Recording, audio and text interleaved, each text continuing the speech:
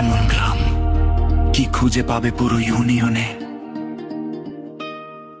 ঐতিহ্যে ভরা মোদের আছে আদর্শের নাম,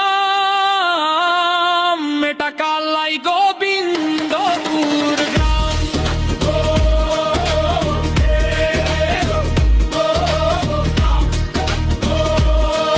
এটা কালাই গোবিন্দপুর গ্রাম, যে ভরা মোদের আছে আদর্শের নাম,